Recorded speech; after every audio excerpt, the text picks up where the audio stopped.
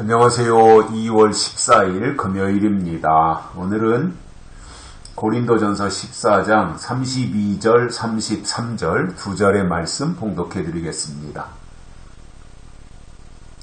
예언하는 자들의 영이 예언하는 자들에게 제재를 받나니 하나님은 어지러움의 하나님이 아니시오 오직 화평의 하나님이시니라. 아멘. 바울이 하나님이 어떤 하나님이신가 이것에 대해서 분명하게 정의를 내려주셨습니다.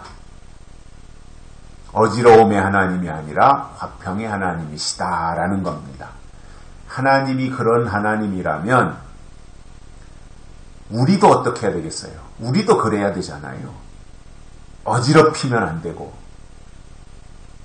오히려 모든 사람으로 더불어 화평하게 살아가는, 그래서 화평의 사람이 되어야 옳은 것이다라는 겁니다. 흔히 어떤 사람들이 나타나면 다툼과 분쟁이 생기는 경우가 있고요. 어떤 사람이 나타나면 웃음과 그리고 화평이 넘치게 되는 사람도 있습니다. 어떤 사람이 돼야 되겠어요, 우리가? 하나님이 화평의 하나님이시라면 우리도 화평의 사람, 피스메이커가 되어야 되지 않겠습니까? 저는 교회 안에서도 똑같은 원리가 작동된다고 봅니다. 교회 안에서도 다툼과 분쟁을 일으키는 트러블 메이커가 될 것이 아니라 다투다가도 그 사람이 나타나면 화평이 넘치는 피스메이커가 되는 것이 훨씬 더 중요한 것이라고 보거든요. 그래야 되지 않을까요, 우리가? 어떤 경우도 그러한 모습으로 살아가야 되는 거지요. 자, 그런데 어제도 우리가 바울이 설명하는 그 예언을 교회 안에서 할 때 어떻게 해야 되느냐 하면 하나씩 예언할 라고 이렇게 말씀했어요. 중구난방으로 막 할 것이 아니라 또 여러 사람이 한꺼번에 막 예언할 것이 아니라, 그러면 무슨 말 하는지 또 어떻게 알아들을 수 있어요? 차례차례 순서대로 한 사람씩 이 사람이 예언하고 나면 또 저 사람도 다음 사람이 또 예언하고 그 다음 사람이 또 예언하고, 그래서 따로따로 예언한 것을 종합해 보니까 전체 그 내용이 무엇인지가 파악되어져서 그것을 통해서 하나님의 역사구나 하는 것을 알게 된다면 그것이 놀라운 일이 아니겠습니까? 예를 들어서 어느 교회에서 세 사람이 예언을 하는데 A라고 하는 분, B라고 하는 분, C라고 하는 분이 따로따로 예언을 했어요. 근데 A가 예언하는 것, 그리고 다음으로 B가 예언하는 것, 그리고 이어서 C가 예언하는 것을 세 사람의 예언을 다 종합해 보니까 하고자 하는 내용이 한 방향이고 한 가지 주제를 가지고 이야기한다. 그러면 그건 하나님의 예언이 맞는 거지요.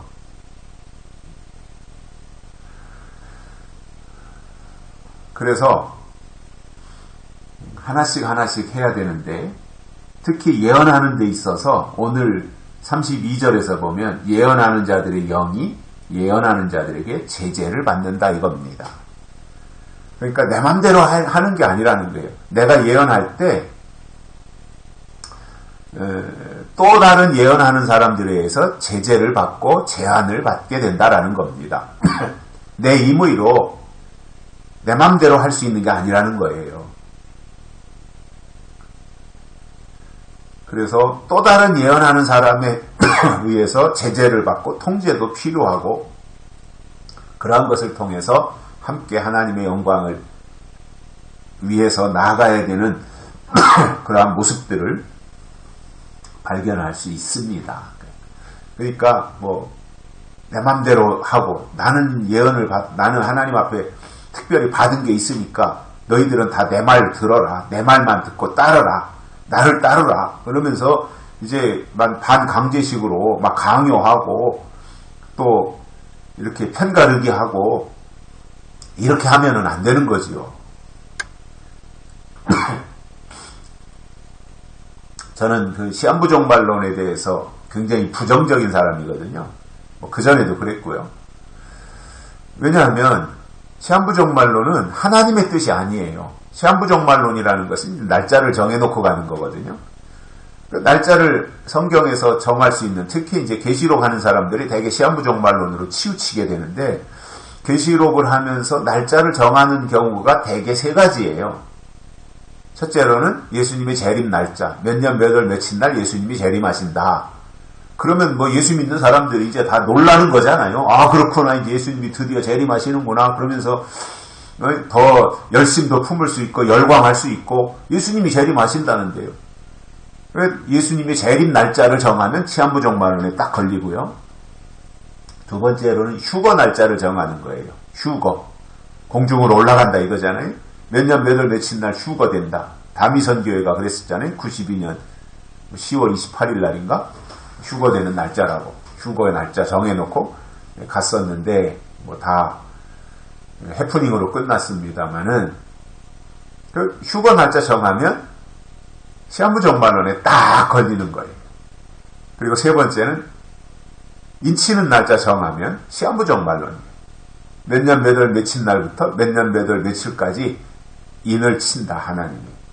계시록에 그런 내용이 있으니까요. 그걸 가지고 이제 과장해서 몇 년 몇 월 며칠부터 몇 년 몇 월 며칠까지 인을 친다. 그러니까 인 맞아야 된다. 나를 따르라. 이게 시한부 종말론에 딱 걸리는 거거든요. 시한부 종말론은 절대 성경적이지 않습니다. 제가 좋은 말로 표현하는 거예요. 좋은 말로 표현합니다. 시한부 종말론은 성경적인 게 아닌 겁니다. 그리고 왜 시한부 종말론이 안 되느냐 하면은, 그것을 주장하는 어떤 특정한 사람 있잖아요.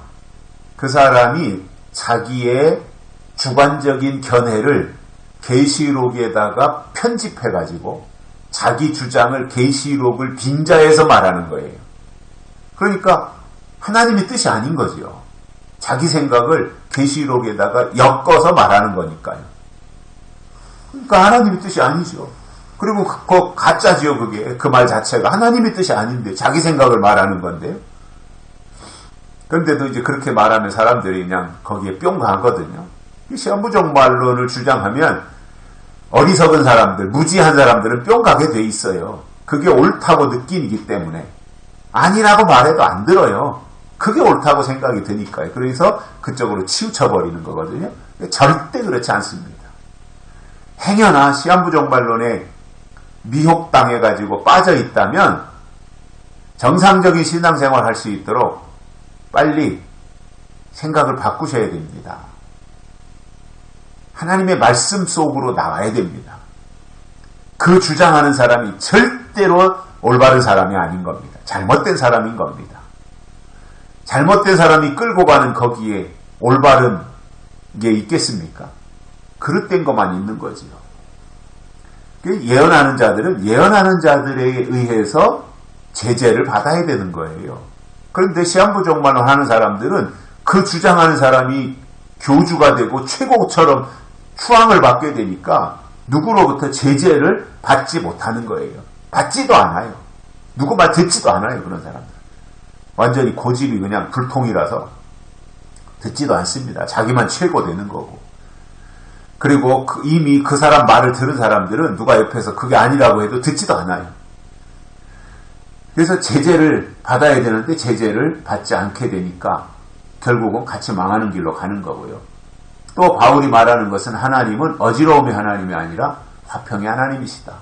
어지럽히면 안 됩니다. 이런 주장, 이런저런 주장을 하면서 시한부 종말론도 포함하고요. 잘못된 주장하면서 교회를 어지럽히고 교회 안에서 좋은 것을 하나님의 뜻을 올바로 말해서 거기에 혼란이 생기는 건 어쩔 수 없는 거지만 그릇된 주장 가짜를 가지고 어지럽히면 안 된다는 겁니다. 왜냐하면 하나님은 그걸 원치 않으시기 때문에. 하나님은 화평을 원하시기 때문에 그렇습니다. 여기까지 하겠습니다. 고맙습니다.